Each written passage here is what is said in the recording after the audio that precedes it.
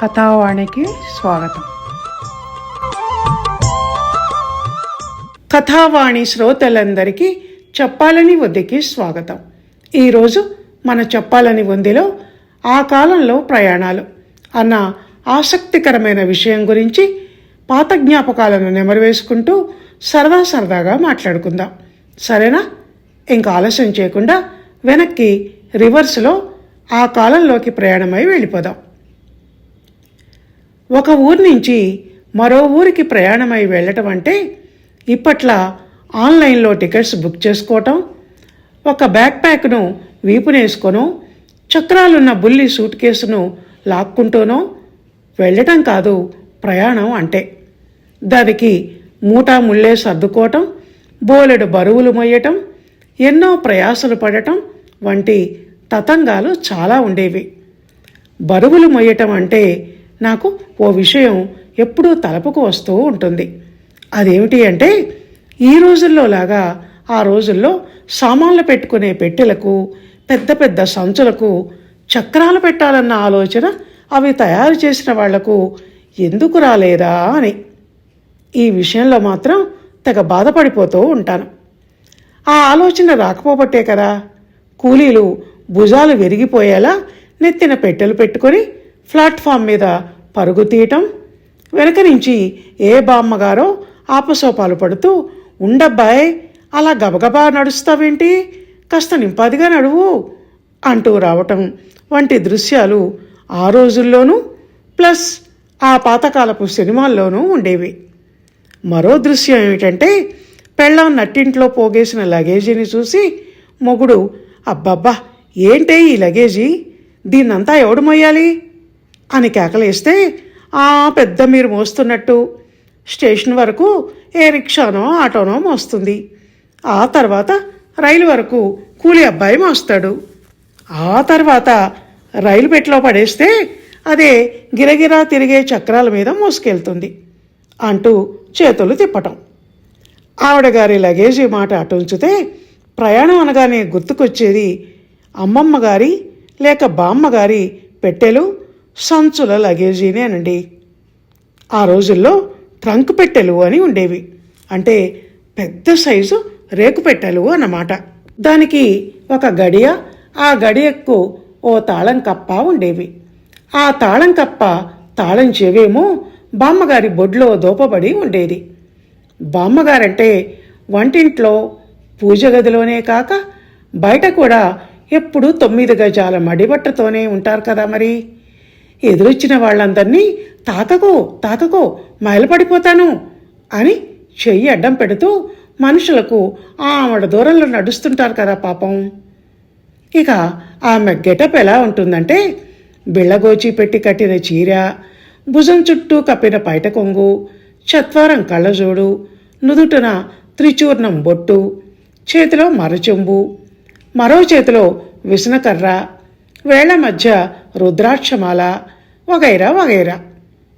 ఆ రోజుల్లో కరెంటా పాడా, ఎక్కడ పడితే అక్కడ ఫ్యాన్లు తిరగటానికి. ఆ ప్యాసింజర్ రైలు బండ్లేమో ఒక పద్ధతి పాడు అనేది లేకుండా ఎక్కడ ఎవడి చెయ్యి లాగితే అక్కడ అడుగడుక్కి ఆగి చచ్చేవాయ.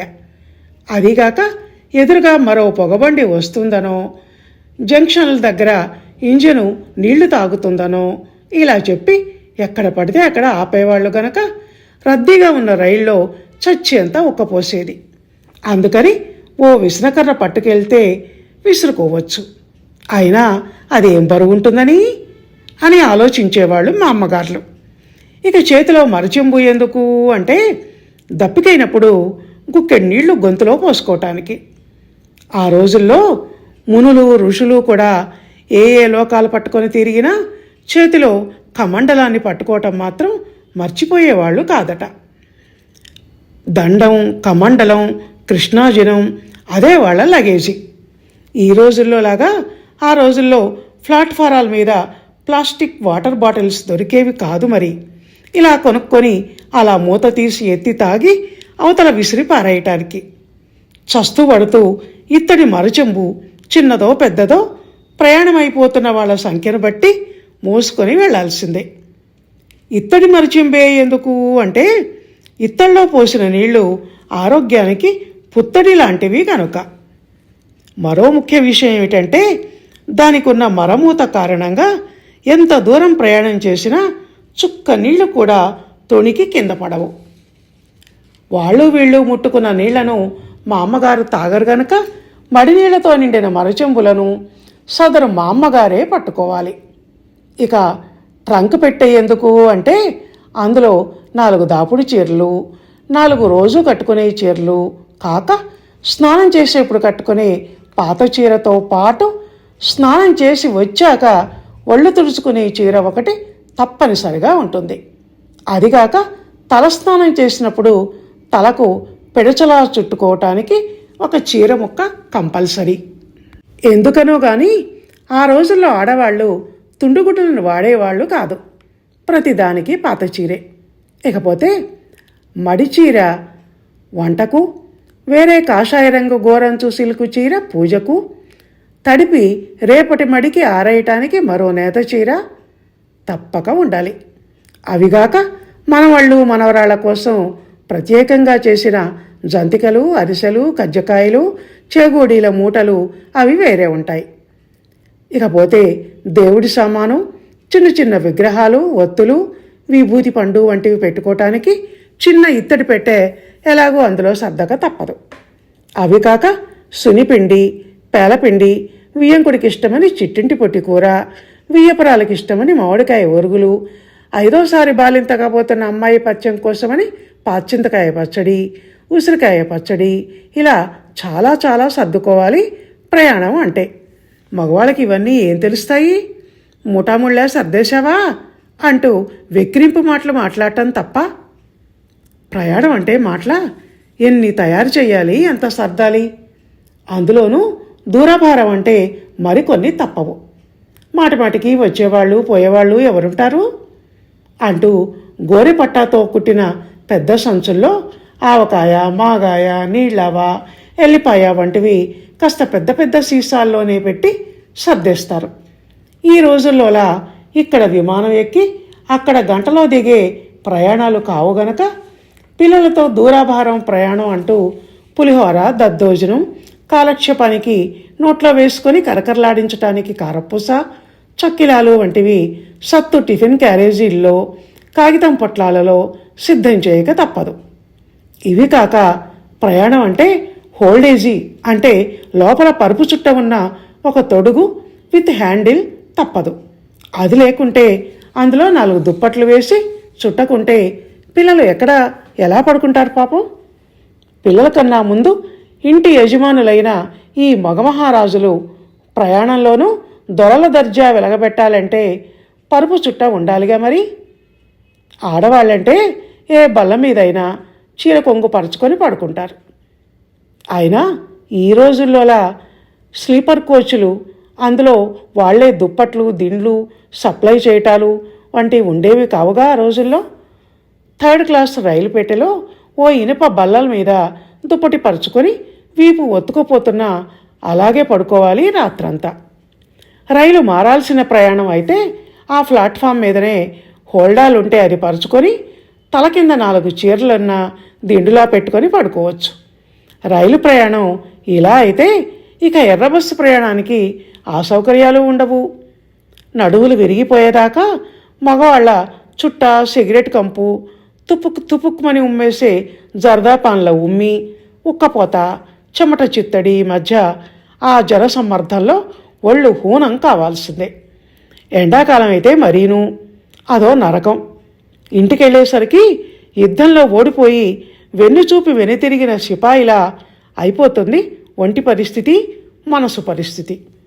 అందుకే అన్నది ఆ కాలం ప్రయాణాల్లో ప్రయాస ఎక్కువ అని. ఈ రోజుల్లోలా అప్పుడు కంప్యూటర్లు, ఆటోమేటిక్ వ్యవస్థలు లేవు. అంతా మాన్యువల్ అంటే మనుషులు నడిపిస్తే నడిచేవి. మనుషులు నడిపిస్తే నడిచేవి అంటే మరో విషయం గుర్తుకొచ్చిందండోయ్. అదేమిటి అంటే బాగా వెనకటి కాలానికి వెళ్ళి అప్పటి ప్రయాణ సాధనాలను పరిశీలిస్తే ఆశ్చర్యకరంగా ఆ రోజుల్లో మేనాలు, పల్లకీలు ఉండేవటండి. ఈ విషయం మా అమ్మ చెప్పింది. ఈ కాలం పిల్లలకు చెప్తే వాట్ అని అరిచి ఆశ్చర్యపోయి గూగుల్లో వాటి కోసం సెర్చ్ చేయటం మొదలు పెడతారు కాబోలు. పల్లకీలనేమో పెళ్ళిళ్ళలోనే వాడేవారట. మేనాను మాత్రం ఆడవాళ్ళు పుట్టింటి నుంచి అత్తింటికి, అత్తింటి నుంచి పుట్టింటికి ప్రయాణం చేయటానికి వాడేవాళ్ళట. ఆ రోజుల్లో ఆడవాళ్లకు ఘోషా కదా మరి. అందుకని మేనాకు పరదాలు కట్టి అందులోని ఆడవాళ్ళు బయటికి కనపడకుండా ఏర్పాటు చేసేవాళ్ళట. ఒక పాత సినిమా పాట కూడా ఉంది కదండి. మేనాలో నా ప్రియుని చేర వెళ్ళింది నా చెలి మీనా అని. ఆమె అంటే, ఓహో చెలియా నీవు కూడా ఓ పెళ్ళి పల్లకి చూసుకో అని అతగాడు అంటాడు. ఈ మేనాను పల్లకీని బోయిలు మోసేటప్పుడు శ్రమ తెలియకుండా ఓహం ఓహం అని నోటి నుంచి లయబద్ధంగా శబ్దాలు చేస్తూ ఉండేవారట. అంటే అది ఒక విధంగా నరవాహనం అన్నమాట, పూర్తిగా మాన్యువల్. కొన్ని క్రోసుల దూరం అలా నడవాలంటే శ్రమతో కూడుకున్న పని బోయిలకు. అందులో కూర్చున్న వాళ్లకు మాత్రం రాచరికపు దర్జా. ఈ మేనాలు పల్లకీల సంస్కృతి పోయాక మధ్యతరగతి కుటుంబాలలోనే కాదు, జమీందార్ల ఇళ్లలో సైతం ప్రయాణానికి రెండెడ్ల బండ్లు ఏకైక సాధనం అయ్యాయి. చల్ చల్ జోడెడ్ల బండి అంటూ ఎద్దులను బండిని ప్రయాణానికి సిద్ధం చేసేవాళ్ళు. సిద్ధం చేయడం అంటే అదో పెద్ద ఫార్స్. మళ్ళా బండిలో కూర్చున్న వాళ్లకు ఎండ తగలకుండా, వాళ్ళ మీద వాన పడకుండా బండికి పైన గుడిసె కట్టేవాళ్ళు. దాన్ని గుడిసె బండి అనేవాళ్ళు. కిందనేమో మెత్తగా ఉండటం కోసం వరిగడ్డి వేసి దాని మీద చాపలు పరిచేవాళ్ళు. ఇంకా ఎడ్ల కాళ్లకు గజ్జెలు, నడుముకు పట్టాలు, కొమ్ములకు కుచ్చులు, మెళ్ళో గంటలు కట్టి ఎడ్లను కూడా అందంగా ముస్తాబు చేసేవాళ్ళు. బండెనక బండి కట్టి వరుసగా 10-20 బండ్లు వెళ్లే సందర్భం పెళ్లిళ్లలో వచ్చేది. మగపెళ్లివారు పెళ్లికి తరలిపోవటానికి, పెళ్లి కూతుర్ని అత్తవారింటికి తీసుకుని రావటానికి ఆ రోజుల్లో ఎడ్ల బండ్లను మాత్రమే వాడేవాళ్ళు. ఎడ్ల మూపురాల మీద బుక్కాబులాల కుంకుమ జల్లి పోటీలు పెట్టుకొని మరీ మేము ముందంటే మేము ముందని ఎడ్ల బండ్లను పరుగులు పెట్టించేవాళ్ళు. పరుగులు తీయాలి, గిత్తలు ఉరకలు వెయ్యాలి అని పాడుకుంటూ ఫలానా వారి ఇంటి పెళ్లికి ఇన్ని బండ్లు కట్టారని చెప్పుకోవటం గొప్పగా ఉండేది ఆ రోజుల్లో. చుట్టుపక్కల కూడా అలాగే సకుటుంబ సపరివార సమేతంగా పెళ్లిళ్లకు వచ్చేవాళ్ళు. వాళ్ళ కోసం ఊరి రైతులు కూడా ఇంటికో బండి అన్నట్టు 10ల సంఖ్యలో బండ్లు కట్టేవాళ్ళు. పెళ్లి బండ్లు అంటే అదో సరదాగా ఉండేది. పెళ్ళంటే ఆడంగులు బోలెడు నగలు పెట్టెల్లో పెట్టుకుని పెళ్లికి వచ్చేవారు గనక అది రాత్రి ప్రయాణం అయితే బందిపోటు దొంగల బెడద కూడా బాగానే ఉండేది. ఇలా పెళ్ళిళ్ళకే కాక సినిమాలకు, చుట్టుపక్కల ఇళ్లకు వెళ్ళాలంటే ఆ రోజుల్లో ఎడ్ల బండ్ల మీదనే ప్రయాణం చేసేవాళ్ళు, ఆడా మగ అంతా. ఇలా గుడిసె బండ్లు కాక కచ్చడం బండ్లని చిన్న చిన్న బండ్లు ఎత్తు తక్కువకి ముచ్చటగా ఉండేవి. మా బామ్మ ఆ రోజుల్లో అందులోనే ఎక్కువగా ప్రయాణం చేసేదట. పల్లకీలు మేనాల కాలంలో ఆడవాళ్ళు మేనాల్లో ప్రయాణం చేస్తే మగవాళ్ళేమో గుర్రమెక్కి స్వారీ చేస్తూ ఒక ఊరి నుంచి మరొక ఊరికి వెళ్ళేవాళ్ళట. ఈ బండ్ల తర్వాతది పొగబండ్లు అంటే రైలు బండి మీద ప్రయాణం. అవి వచ్చిన కొత్తలో పిల్లలు చాలా ఉత్సాహపడుతూ చుక్ చుక్ రైలు వచ్చింది, దూరం దూరం జరగండి, ఆగినంక ఎక్కండి అంటూ పాటలు పాడుకునేవాళ్ళు. ఆ తర్వాత ఎక్స్ప్రెస్ రైళ్ళు, డీలక్స్ బస్సులు, ఏసీ బస్సులు, కోచ్లు, విమానాలు వచ్చేసాయి. దాంతో ప్రాచీన ప్రయాణ సాధనాలన్నీ కనుమరుగైపోయాయి. ఇంతకుముందు విమాన ప్రయాణం అంటే అది బాగా డబ్బులున్న వాళ్ళు మాత్రమే చేయగలిగింది అన్నట్టు ఉండేది. మధ్యతరగతి వాళ్ళు జీవితంలో ఒక్కసారైనా విమానం ఎక్కితే బాగుండు అని కలలు కనేవాళ్ళు. ఆ కోరిక తీరకుండానే తలము చాలించిన వాళ్ళు ఎందరో. కానీ ఇప్పుడు అలా కాదు. మారిన కాలం సామాన్యుని కూడా బడాబాబుని చేస్తూ ఫ్లైట్ జర్నీలు చేసేలా చేస్తోంది. ఇప్పుడు డబ్బు ఉండటం అన్నది చాలా మామూలు విషయం అయిపోయింది. ముందు ముందు ఈ ఫ్లైట్లు వెనకబడిపోయి ఇక రాకెట్లలో అంతరిక్ష ప్రయాణానికి క్యూ కడతారేమో జనం. ఏమో ఏం జరగబోతోందో ఎవరు చూడొచ్చారు. బుల్లెట్ ట్రైన్ లాంటి ఎంత గొప్ప గొప్ప ప్రయాణ సాధనాలు వచ్చినా మనం మాత్రం గతకాలపు ప్రయాణపు కబుర్లను చెప్పుకోవటం మానొద్దండి. అదిగో నేను ఇలా అంటుండగానే ఓ కాకి మా ఇంటి కాంపౌండ్ వాల్ మీద వాలి కావు కావు అని అరుస్తోంది. ఈరోజు చుట్టాలు ఎవరో వస్తారు మీ ఇంటికి అని చెప్తున్నట్టుగా. మా ఇంటికి చుట్టాలు వస్తారటండి, నేను ఏర్పాట్లు చేసుకోవాలి కదా. ఇక ఉంటాను. Tata, bye bye, thank you.